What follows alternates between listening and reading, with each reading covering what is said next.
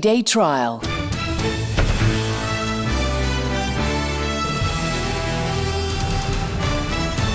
This is LBC, leading Britain's conversation, with Nick Ferrari at breakfast. Call 0345 6060 973. Tweet at LBC. Text 84850. Nick Ferrari at breakfast on LBC. Morning, Chip. 5 minutes after 8 on Wednesday, the 17th of December. Your opportunity to put your calls and your questions to the man in charge of London's Metropolitan Police. Now, by virtually every imaginable measure, policing in London, you have to say, is going well. Crime is down. The number of successful investigations are up. So why is the man in charge of the city's Met Police so worried? A simple reason: it seems to come down to cold, hard cash, or not enough of it. Writing in one of the newspapers a little while ago, a few days ago, The Guardian, Sir Bernard Hogan-Howe spelt out some of his concerns. He's in the studio with me now. The story was written up as public safety could be imperilled by these cuts. How accurate is that, Sir Bernard? And welcome. Good morning. Thank you for coming along. Good morning and happy Christmas. Happy Christmas Before to you sir. start challenging me, I may not say it at the end. Is this good cop or bad cop, then, Sir Bernard? This is a nice person. Okay, right. Well, the principal point I was making is that we've already lost £600 million. We believe the next time the spending review's announced, which will be about 18 months, whichever government, we know that we're going to lose a lot more. And the projections are nearer to £800 million than the least we could lose is 4. So the combined effect, £1.4 billion. Now, that's a big thing. Our budget has been about £3.6 billion. But £1.4 billion is a lot by any standing. So what it means is that, it's going to mean a smaller organisation, not able to do all the things it did before. Less coppers. Yeah. Well, there will be. There's no doubt. I think we've done a great job. You went through a list of things, but we've lost £600 million already, and yet we've still kept 32,000 police when 42 other forces had the same sort of reductions in money, but decided to cut cops. Now, we've kept them. For me, it seems pretty important. A police force has police officers, so that's what we've done. We've prioritised police officers. So you must have raided the back office, for want of a better expression, as much as you can. You've kept police cars longer. You've done everything you can possibly think of, I would imagine. Yeah, 3 big things. One was that we reduced the number of managers. We thought having less managers could mean better management. Number 2 is we sold some of our buildings. About a third. We're in the process. You've seen that New Scotland Yard's been sold recently. So it means that we can save on the running of buildings. And number 3 is, sadly, but we've lost about 3,500 of our police staff. They're the people who aren't police officers. We've cut down on the support. So we've done all that, managed to keep 32,000, but another 800 million, this is a very big number. And it was in that context that I made the suggestions of doing that report, which is 1, across London, we're going to have to think about how we organise ourselves, and 2, across the country. I think you see Scotland has gone to 1 force. I'm suggesting we could go to about 9. But in Scotland, they've gone from currently 8 forces to 43, 1. I think, Commissioner. Is that right? That's right. 43 across the country. Yeah, which is is an old number. It comes from about 1974, the local government boundaries. And I think it's time to have a look at that again, partly on cost and partly, and I make the argument in the article, partly on money, but also because the criminals don't respect these boundaries. Does anybody think that the Gloucestershire criminal stops at the border of Gloucestershire? They just wander down the motorway and they either deliver or collect the drugs. They go and use violence. But wouldn't that be else. the same? You talk about possibly, I think, 9 regional crime forces or whatever services. Surely that would be the same with those borders as well, Commissioner. So let's just say you make believe. Let's just, for the purpose of debate, you put Kent and Essex together. Well, in a second they'll be in Hertfordshire. You're quite right, and you see, because the argument, if you take it to its logical conclusion, is 1. Yes, but I think and you're the boss. Yeah, well, of course. So we've solved it. Well, first of all, I think this country would struggle with 1. We're far bigger than Scotland, and I think politically and constitutionally, people are worried that if the police come under 1 minister, there might be political control, and I respect that. But the logic takes you to where you just suggested, is towards 1. But I think we could manage better with 9. And the other point I make in the article is that by having 9, we've probably reached agreement about our IT systems. At the moment, 43 IT systems. We spend about £1 billion on IT, and yet we don't have systems that join. We have 1 or 2 in the background, the Police National Computer, I accept. But some of the routine things, the intelligence, the command and control, our HR systems, we've got all these different systems. And the IT companies see us coming. They just pick us off, And I think that we could do far more together than we can do in such separate ways. But don't the good people of Kent have a certain degree of affection, even, I don't know if I mean the word love, but a certain positive sense towards their own boys and girls? I was going to say in blue, sadly they're all in black these days, but you know what I'm driving in the at. Met, it is still, it shade is, of, I think, yeah, a shade of blue. Yeah, well done. But you know what I'm saying, and I'm from Kent, you know Mum was involved, so you know what, the people like the Kent Police, so they might not want to see it merge with Essex, Sir Bernard. Well, what I accept is that a sense of local contact with the police is good. But as in London, the bigger something gets, the less the person in charge can interfere. So in London, I mean, I can't interfere in Croydon. I'd love to. I can't interfere in Brent. You've got to leave the local chief superintendent to run their patch. So you have got a local control, and I shouldn't interfere. So the bigger it gets, I think the more local it gets. And I think that's the other thing is, going back to that it could be selfish. I could be, I said there should be a very big police force and I should be in charge. I think one of the mistakes the Labour government made when it was trying to do these mergers, it put the time horizon too near. It said, let's do it in 2 years. Well, that means I'm immediately thinking, have I got the job? As the chair of the police authority, do they have the job? So my argument is, if you want to do it, set the time horizon, let's say 7 years, beyond my benefit or loss, and then let's plan towards it. I guarantee we'll deliver it in 3 or 4. But you have to set the time horizon a little bit further away. All right, first call in just a second. Ben, you're going to be through to the Commissioner. Just lastly, £800 million is the amount of money for nominal sum, Commissioner. How many coppers' jobs might that mean? We don't know yet, and I'm not going to speculate, because if you took it all out in cops, it would be X. I mean, what I can tell you is that broadly, 100,000 cops, I'm come unprepared for this question. For 1,000 cops, it's probably about 100 million, but I just need to check on it. Right. But they're very rough and ready. What we know is that we've still got some pockets to pick.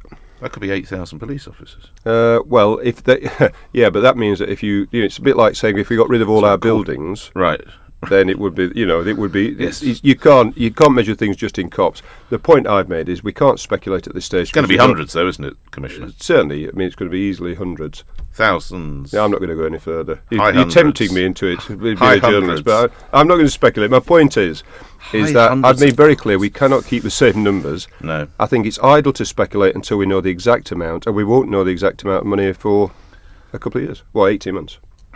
Here we go. Let's get those calls. Ben, you're in Orpington, and you're through to the Commissioner. Go ahead, Ben. Good morning, gentlemen. Good morning. I've spoken to you before, and I think we in London do appreciate that it's a hard job, and I think you do a really good job. Before I go straight into my question for you, I just a bit of feedback on, for example, saving money.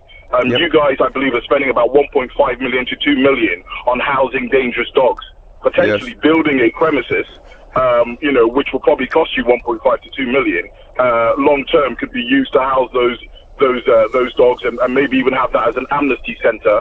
For those that have got these dogs that are potentially out of control. Ben, I'm impressed. You were listening to the GLA when they interrogated Boris and myself, weren't you? That's correct. Well done. The point that your listeners might have picked up, I was making the point that we're going to spend this year £2 million on housing dangerous dogs. We've got about 350. We've actually got more dogs than Battersea Dogs Home.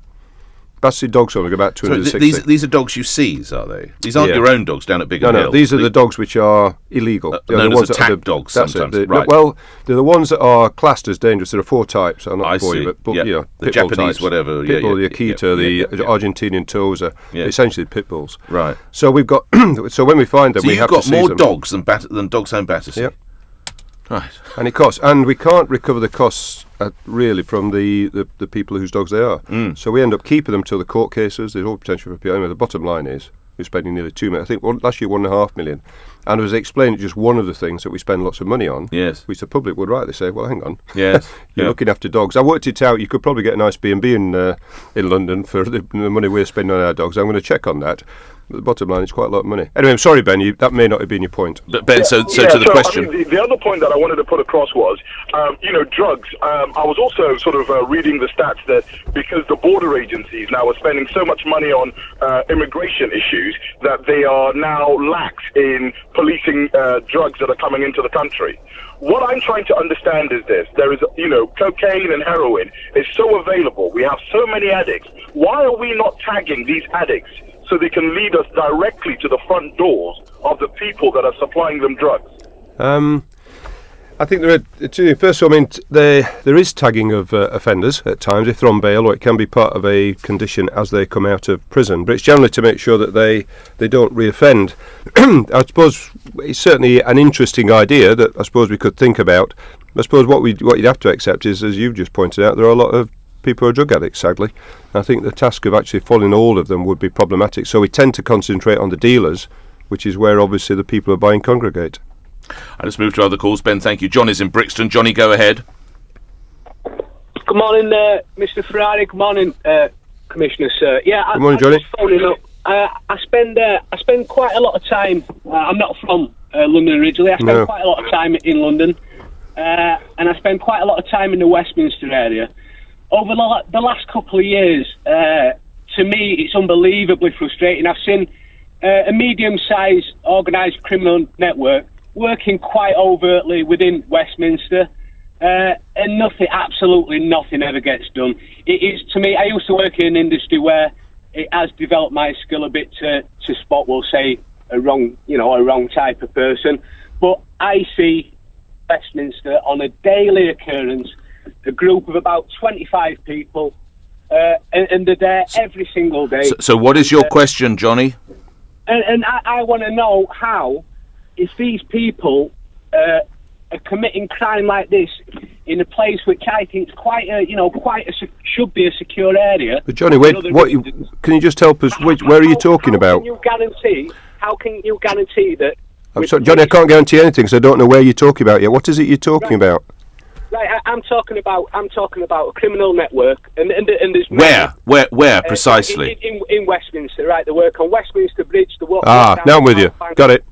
Right. Okay, Johnny. I think the Commissioner. Don't go. You're on the line, Commissioner. You want to get involved now, Johnny? I mean, you're quite right. We have had problems on the bridges and other places about people who are gathering and then having these gambling sort of scams, where they sort of gather a group of people around and then they fleece them. They either fleece the people in the crowd or they fleece the people who are going to bet. So when you say fleece, do you mean pickpocket or con money out of them? It's two ways, really. Bet on the cups or something? They get people, yeah, exactly. They get people to bet, or there's obviously people around the edges, and when they turn their back, they're into the pockets or wherever else. Wallets and handbags. Yeah, got it. And so they get a crowd.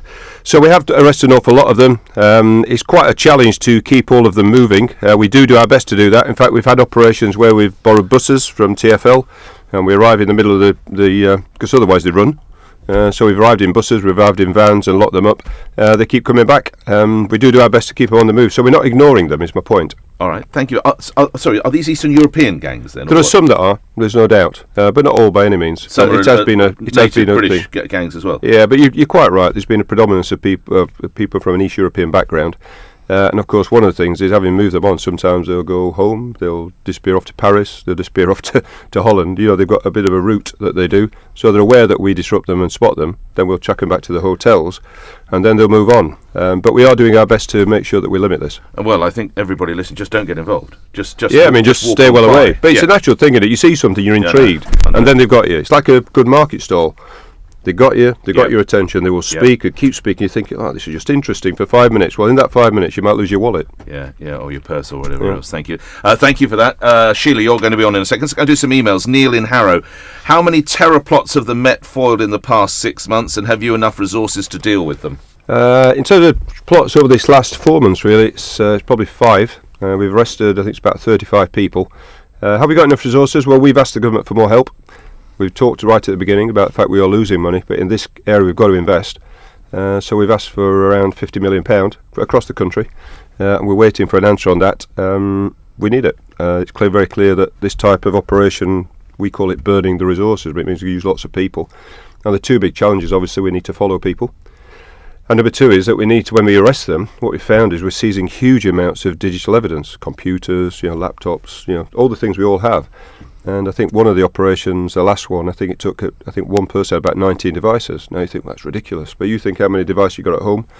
So we get all that, and then we've got to download it, and then having downloaded it, we've got to find the stuff. In fact, the Assistant Commissioner who's in charge of terrorism, or counter-terrorism, made the point that sometimes you're looking for a needle in a haystack. The last job, we had 10 haystacks, and we weren't sure which one the needle was in. And it's really hard. So we're getting backlogs in our digital evidence retrieval. And what really matters, of course, we can only keep these terrorist suspects for no more than, generally we can't keep people beyond 5 days. But if it's a terrorist charge or suspicion, we can keep for 14.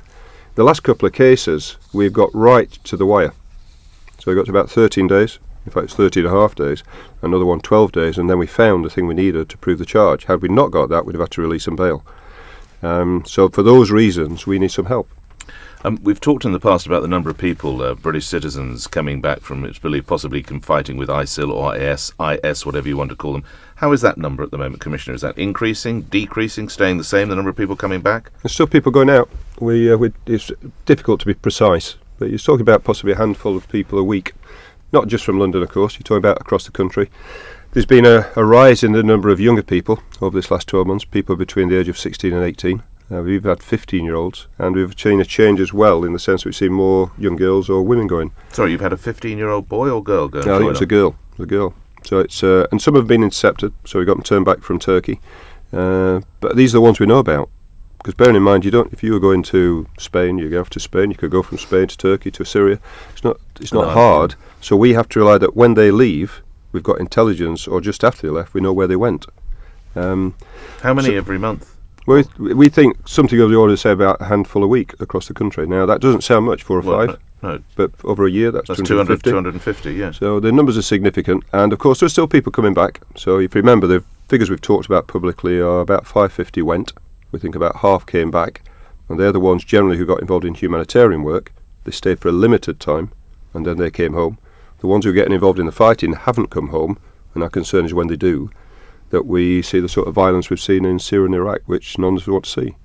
How do you police against something such as the coffee house in Sydney? Well, I think the Prime Minister over there, and I think even the Prime Minister here, David Cameron, has said that first of all, you've got to rely on good intelligence.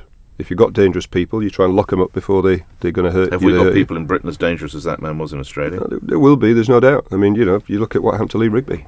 I mean, there were people out there who were dangerous, and that's why we keep arresting them, because we need to stop them hurting people. And they're getting, the operations that we talked about earlier, they've been very close to going and hurting somebody badly or killing them.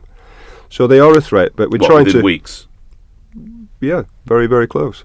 In fact, you could argue much closer. Days? You foiled plots within days, hours? Yes. Well, you're driving me down a terrible route, but I'm acknowledging days. Yeah. You're very, very close to, and what it means is for the... But that coffee shop scenario is a nightmare for any chief because if you look what happened there... what can you do? Well, I don't know the full details. We know only what we saw in the papers, but it's clear you've got a radicalised individual who had a weapon and took many people hostage. That is a terrifying prospect. Very difficult to guard against. So it could happen in Britain? Well, the best defence we all have is good intelligence. And that's a very vague term, and everybody said, what the hell does intelligence mean? What it means is, members of the public tell us when they're worried about someone, other criminals tell us when they're worried about people. We get some of our best information from criminals, because there are various motives, sometimes, frankly, financial, but sometimes they don't like them, sometimes they're frightened of them. We get the best information of the people involved in that area. So to anybody out there who's listening, always think about ringing 101 or 999. We've got 0800 555 111, which is Crime Stoppers. There is a terrorist hotline, which I can't remember the number of them, sadly, this second, but we can get it.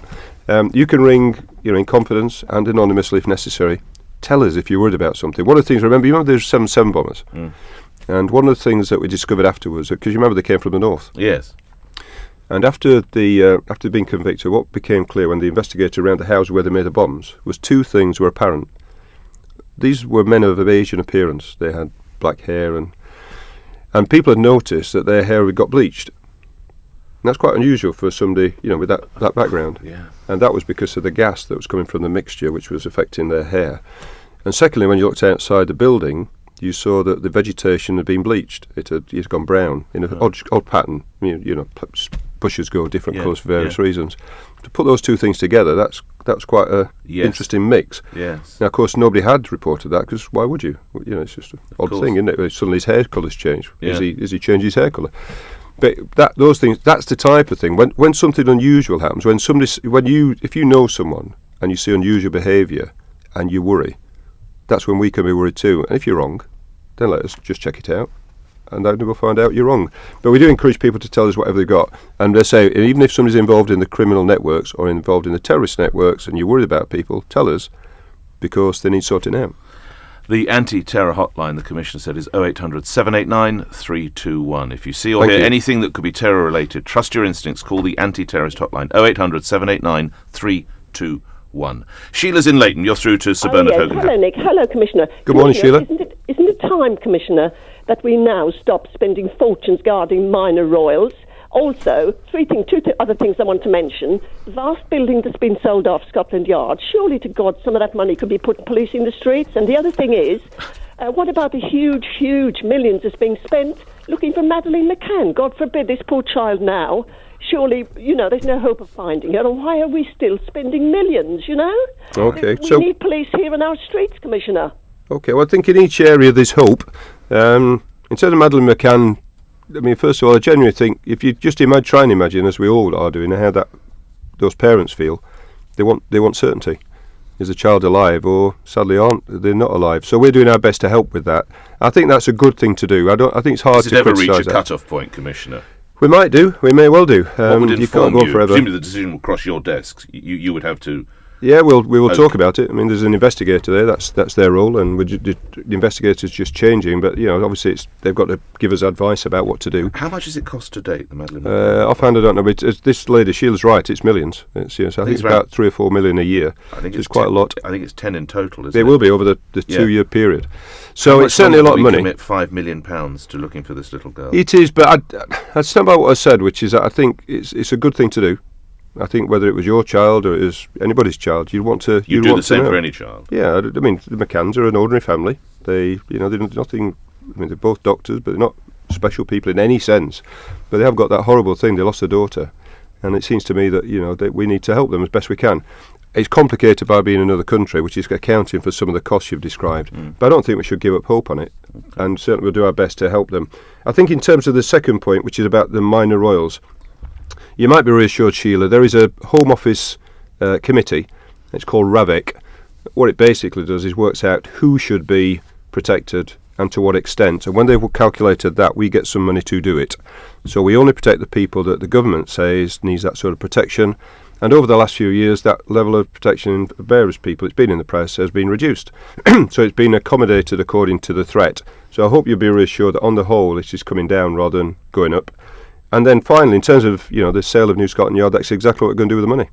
We're getting £370 million for the yard, and we will spend that in 2 or 3 ways. One is to improve the buildings we keep. We're selling a third of the estate, but the 2/3 we keep we will improve.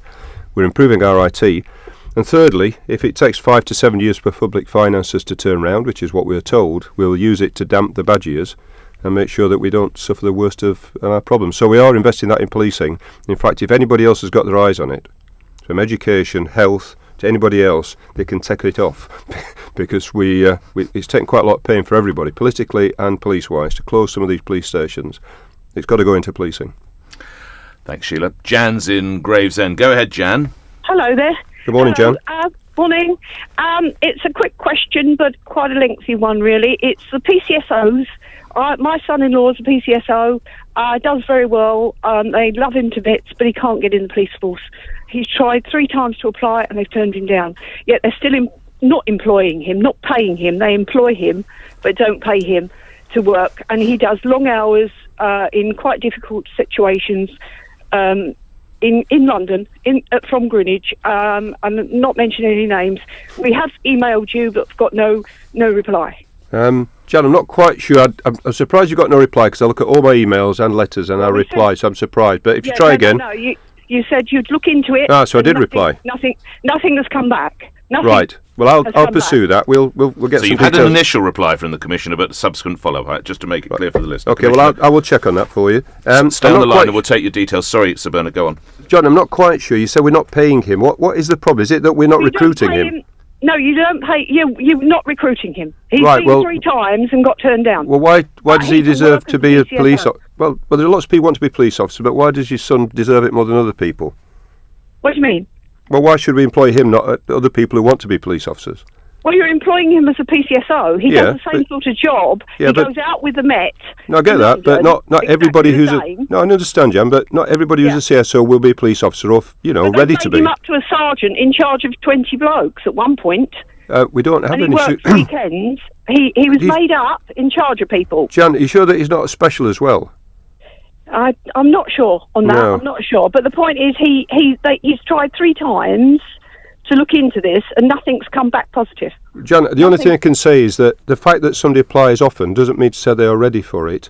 We can have a look, but not everybody who's a CSO is of the right, qualities, frankly, to do the job. So we have to be selective, and there are more people who are able than we've got jobs for.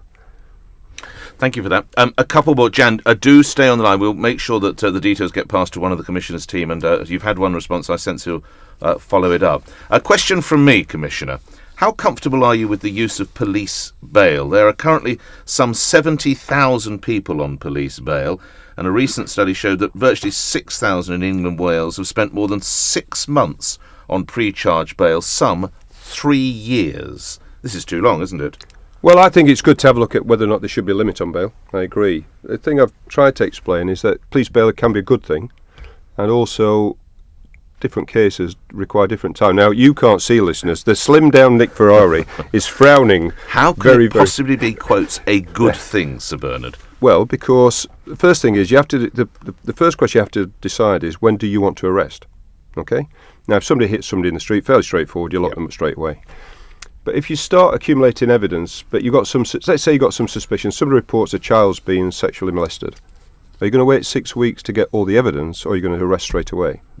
If you get a report of a fraud, where the fraud is going on, right, do you wait 6 weeks to get all the evidence, or do you intervene straight away to stop the theft of money? Right. So sometimes my point is we arrest early, knowing that we will have to accumulate evidence later to substantiate the charge. Right. Now, the benefit of that early arrest is we might seize evidence, we search your property, and we find evidence relating to the offence, but then we've got to download all these computers, so it takes time. So we will arrest and then we will release.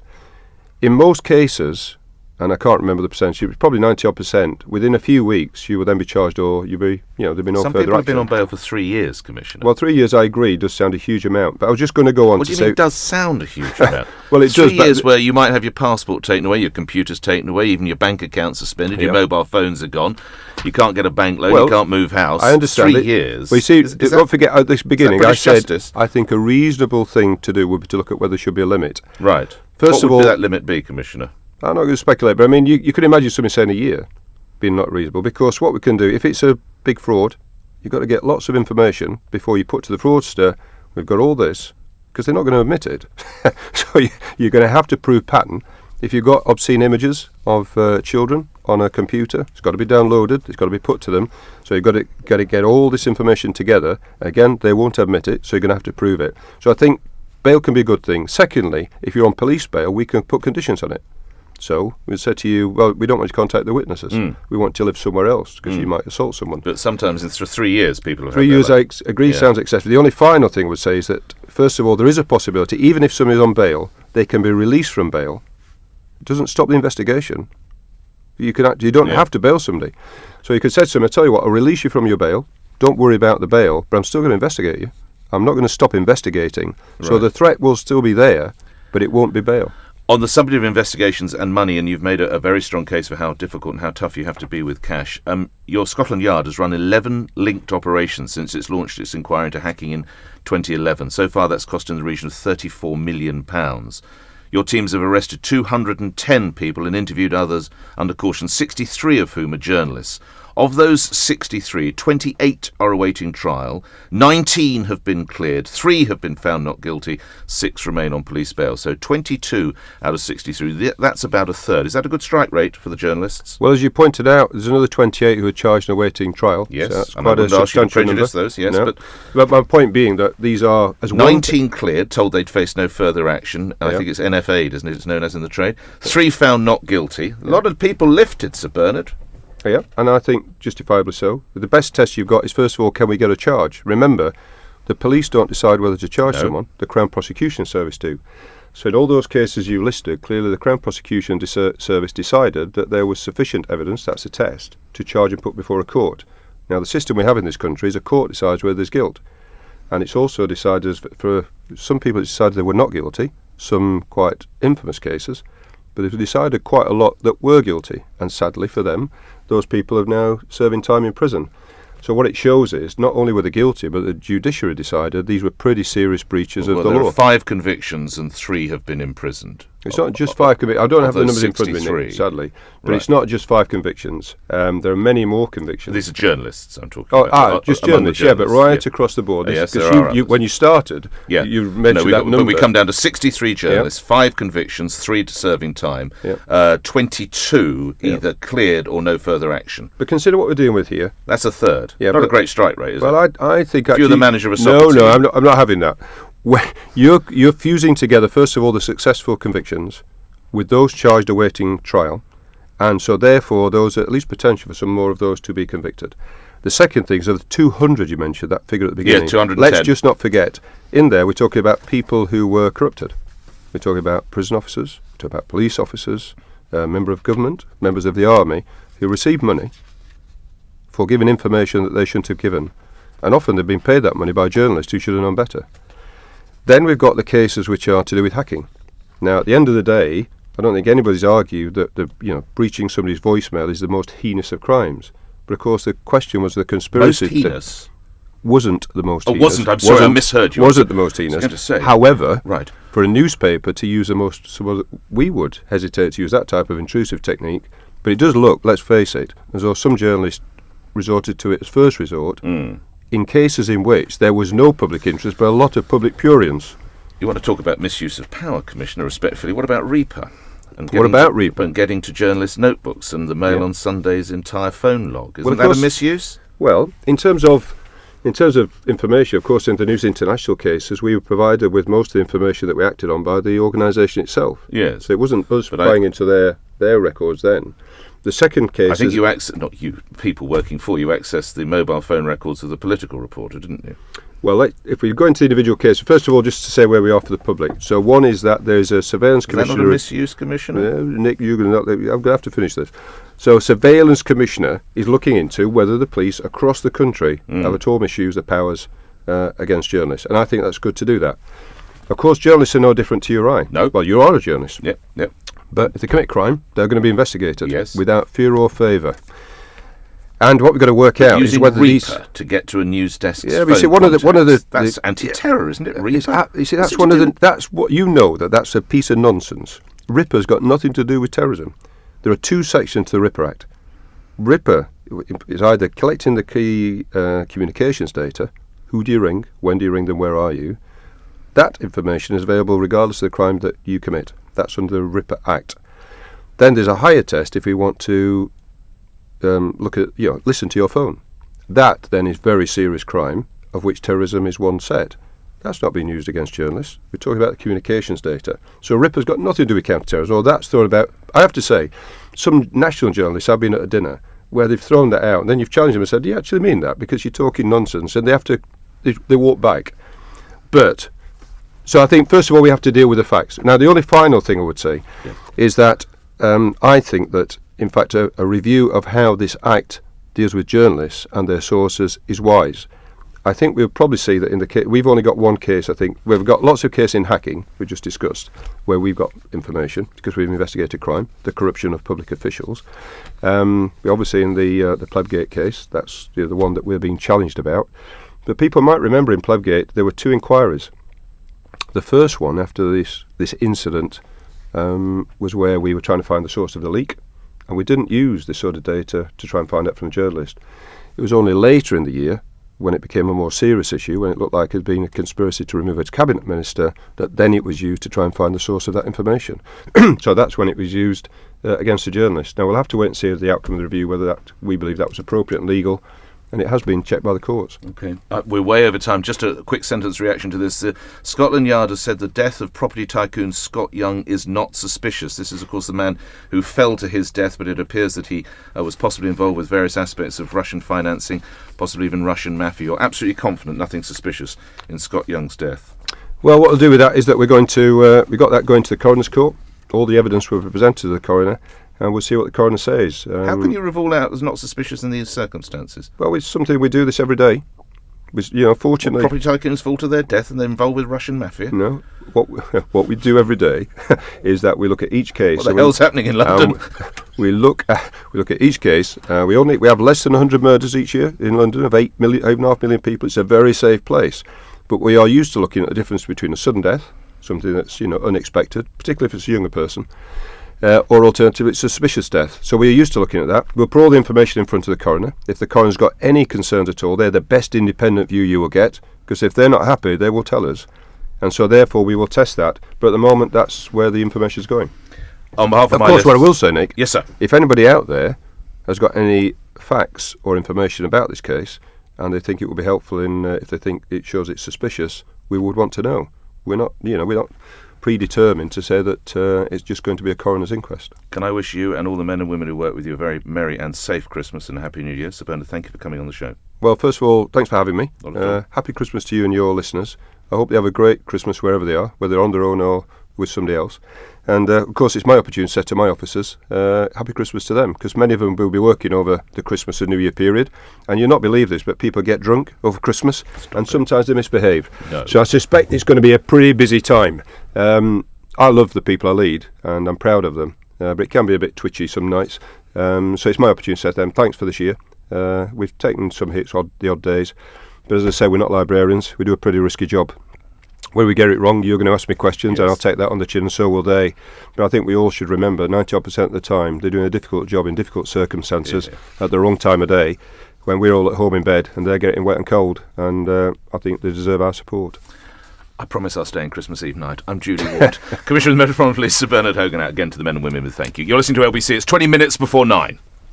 This is LBC. BMW xDrive allows the wheels of a car to think for themselves. Intelligent four-wheel drive technology that can shift the delivery of power between any